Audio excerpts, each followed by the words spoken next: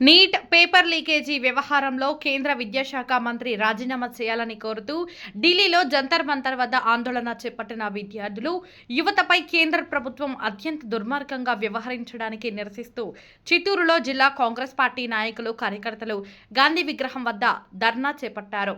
ఈ సందర్భంగా పార్టీ జిల్లా అధ్యక్షులు రమేష్ బాబు మాట్లాడుతూ ఎన్డీఏ పాలనలో విద్యా వ్యవస్థ పూర్తిగా నిర్వీర్యమైపోయిందని ఆవేదన వ్యక్తం చేశారు.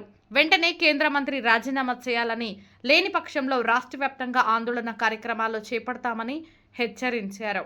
ఈ కార్యక్రమంలో నగర అధ్యక్షుడు టిక్కీ రాయల్, నాయకులు అక్బర్, పూర్ణచంద్ర, సెల్వం తదితరులు పాల్గొన్నారు.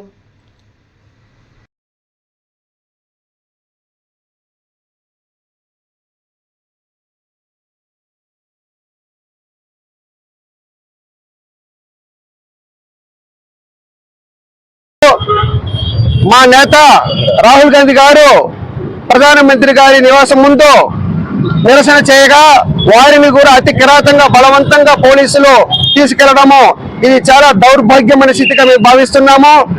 ఇటీవల చూస్తుంటే గత 12 సంవత్సరాలుగా సుమారు 153 పరీక్షా పత్రాలు లీక్ అవడము ఎప్పుడు చరిత్రలో లేని విధంగా ఈ రకంగా విద్యా వ్యవస్థని దోపిడీ చేస్తూ ఈ భారతదేశంలో విద్యా వ్యవస్థ పూర్తిగా సర్వనాశనం చేసినటువంటి ఈ బీజేపీ ప్రభుత్వం వెంటనే వీరు గద్దె దిగాలి.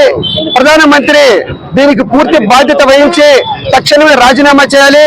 అదేవిధంగా కేంద్ర విద్యాశాఖ మంత్రి వర్యులు కూడా తక్షణమే రాజీనామా చేసి యువతకి అదేవిధంగా భారతదేశ ప్రజలందరికీ కూడా క్షమాపణ చెప్పాలని మేము కాంగ్రెస్ పార్టీ తరఫున డిమాండ్ చేస్తున్నాము.